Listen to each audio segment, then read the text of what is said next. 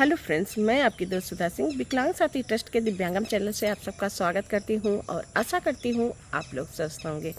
तो फ्रेंड्स, आज मैं आप लोगों के लिए एक नई कहानी लेकर हाजिर हूं, बेवफा। और आशा करती हूं ये कहानी आप लोगों को बहुत पसंद आएगी। तेज प्रताप एक गरीब घर का बेटा था। उसे बचपन से इच्छा थी कि वो खूब पढ़े लिखे और कोई अच्छी सी जॉब करके अपने माता पिता को खूब ढेर सारी सुख सुविधा दे। पर घर की परिस्थिति कुछ अच्छी नहीं थी, जिसकी वजह से उसे अपनी पढ़ाई बीच में छोड़नी पड़ी। पिताजी की तबीयत अच्छी नहीं थी, इसलिए घर की जिम्मेदारियों का पूरा भार तेज प्रताप के ऊपर आ गया। छोटे छोटे भाई बहन सबकी देखभाल का जिम्मा तेज प्रताप के सर पर था। तेज प्रताप काम के लिए जब सड़क पर निकलता तो उसे स्कूल जाते हुए बच्चों को देखकर उसका मन मचल उठता। वो खड़ा हो जाता, उस बच्चों को घंटों निहारता रहता। उसे अच्छा लगता था कि बच्चे पढ़ाई करने जा रहे हैं। वो भी पढ़ाई करना चाहता था, पर उसकी घर की परिस्थिति उसका साथ नहीं दे रहे थे। वक्त ऐसे ही बढ़ता जा रहा था और तेज प्रताप अपनी जिम्मेदारियों के साथ धीरे धीरे बड़ा होता जा रहा था। भाई बहन की शिक्षा पर वो पूरी तरह से ध्यान देता था। वो जितनी मेहनत कर पाता था वो उतनी मेहनत करता था, और ताकि उसके भाई बहन की शिक्षा अच्छे से हो जाए। वो धीरे धीरे बड़ा हो रहा था। अब तक पिताजी की तबीयत काफ़ी ख़राब रहती थी। उसकी माँ ने कहा कि बेटा शादी कर लो, क्योंकि पिताजी चाहते हैं कि उनके सामने उनके बेटे की शादी हो जाए। तेज प्रताप शादी कर लेता है। माँ भी अब बूढ़ी हो चुकी होती हैं, घर के पर सबकी जिम्मेदारियों का भार होता है, तो तेज प्रताप शादी कर लेते हैं। अब उनके ऊपर एक पत्नी का भार और आ जाता है, एक सदस्य का भार और आ जाता है। उनकी पत्नी देखने में सुंदर और सुशील थी। उसके अंदर भी पढ़ाई करने की काफ़ी लालसा थी। वो अक्सर मैगज़ीन और पुस्तकें पढ़ा करती थी। एक दिन वो ऐसी जनरल नॉलेज की चीज़ें पढ़ रही थी। तभी तेज प्रताप ने कहा, तुम क्या पढ़ा करती हो, तुमको अच्छा लगता है क्या पढ़ना? तो उसकी पत्नी रत्ना ने कहा, हाँ मुझे बहुत अच्छा लगता है। पापा ने जल्दी शादी कर दी। मैं तो चाहती थी कि मैं पढ़ूं, मैं कुछ बनूं, पर पापा ने जल्दी शादी कर दी और मुझे सच में पढ़ना बहुत अच्छा लगता है। तेज प्रताप ने कहा, तो क्या तुम सच में पढ़ना चाहती हो? तो इस पर रत्ना ने कहा कि हाँ मैं पढ़ना चाहती हूँ, लेकिन अब शादी के बाद कौन पढ़ाई करता है? मुझे जिम्मेदारियाँ भी निभानी है घर की, और मुझे जो है आप सब लोगों की देखभाल भी करनी है, आपके साथ खड़े भी रहना है। तो मैं अब शादी के बाद पढ़ाई करके क्या करूँगी? कहाँ मुझे अब नौकरी मिलने वाली है? तो तेज प्रताप ने कहा कि क्यों नहीं, जिसके मन में चाह है उसके सामने राह है। तुम अगर पढ़ना चाहती हो तो मैं तुम्हें पढ़ाऊँगा। तुम पढ़ाई करो, तुम अपनी पढ़ाई पर ध्यान दो, घर के कामों में मैं हाथ बटा लूँगा। तो इस पर रत्ना मुस्कुराने लगती है। वो कहती है, नहीं जी, घर के खर्चे ही बड़े मुश्किल से चलते हैं, और मैं पढ़ाई करूँगी तो एक भार आपके ऊपर और आ जाएगा। तेज प्रताप कहता है कि कोई बात नहीं, मुझे मेहनत करने में मैं पीछे नहीं हटता हूँ।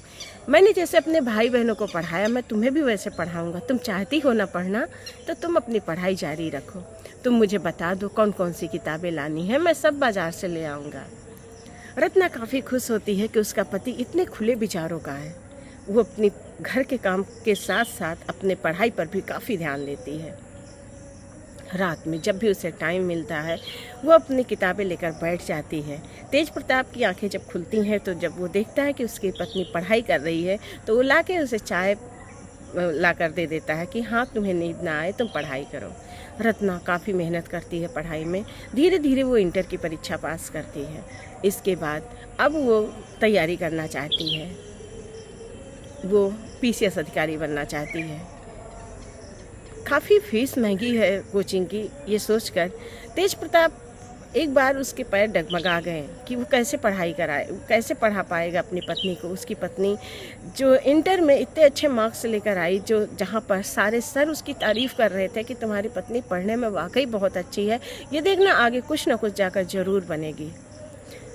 तेज प्रताप चाहता था कि वो अपनी पत्नी की पढ़ाई पूरी कराए। इस वजह से वो दिन दूना रात चौगुनी मेहनत करने लगा। उसकी पत्नी रत्ना उसकी मेहनत को देखकर काफ़ी खुश होती थी कि उसका पति उसके लिए कितना मेहनत कर रहा, और वो चाहती भी थी कि वो कुछ ना कुछ ऐसा ज़रूर करे। रत्ना किसी तरह जो है इलाहाबाद तैयारी के लिए जाती है। वहाँ पर वो तैयारी करती है और वो तन मन से तैयारी पे जुट जाती है।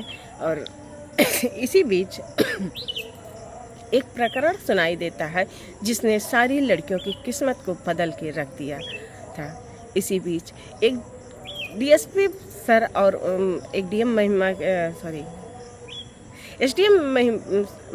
एसडीएम मैम की एक स्टोरी सुनाई देती है, जहाँ पर जिसने सारी लड़कियों के सपने पर पानी फेर दिया था।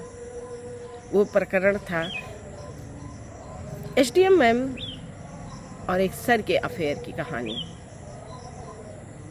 जहाँ पर जिन लोगों ने अपनी पत्नियों को पढ़ने के लिए कोचिंग पर भेजा था, सब लोगों ने अपनी पत्नियों को वापस बुला लिया। उसी में से तेज प्रताप एक था।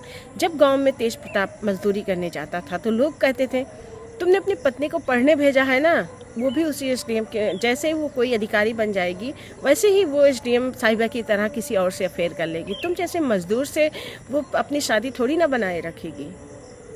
तेज प्रताप अपनी पत्नी से बहुत प्यार करता था, लेकिन तेज प्रताप कहीं ना कहीं डर रहा था कि क्या सच में ऐसा हो सकता है, क्या सच में उसकी पत्नी रत्ना उसके साथ ऐसा कर सकती है।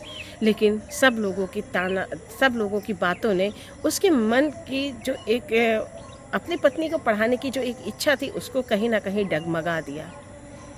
उसने अपनी पत्नी को फ़ोन किया। उसने कहा, रत्ना वापस आ जाओ, घर में बहुत सारे काम हैं, मैं अकेले नहीं देख सकता और मैं इतनी फ़ीस नहीं जमा कर पाऊँगा, इसलिए तुम वापस आ जाओ और जो घर पे तुमसे अगर पढ़ाई हो पाती है तो करो, मैं तुम्हें कोई कोचिंग में नहीं पढ़ा पाऊँगा, मेरे पास इतने पैसे नहीं हैं। रत्ना भी समझ गई थी कि उसका पति उसे क्यों नहीं पढ़ाना चाहता, लेकिन रत्ना अपने पति से बहुत प्यार करती थी। वो जानती थी कि उसका पति उसके लिए कितना मेहनत कर रहा है। आज उसने अपने विश्वास पर उसे इतनी दूर पढ़ने को भेजा है। वो लेकिन अपने बात को साबित नहीं कर पाई कि वो कभी भी लाइफ में ऐसा धोखा नहीं देगी। रत्ना को कोचिंग से वापस बुला लिया जाता है, उसके पति उसे वापस ले आते हैं और इस तरह रत्ना की पढ़ाई पर रोक लगा दिया जाता है। तो फ्रेंड्स, आज की कहानी आप लोगों को कैसी लगी ज़रूर बताइएगा। हाँ, ये कहानी मैंने ज्योति जी के कहानी पर लिखा है, उनकी बेवफाई पर लिखा है।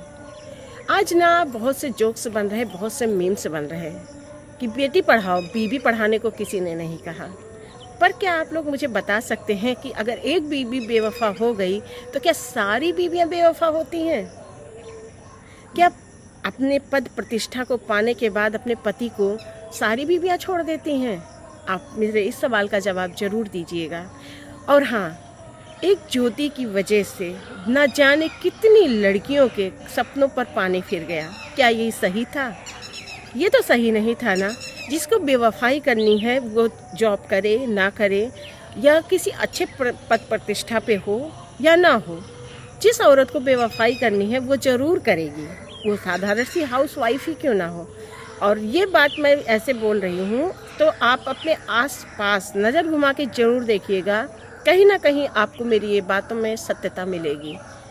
और दूसरी बात, बेवफाई सिर्फ औरत नहीं करती, बेवफाई पुरुष भी करते हैं।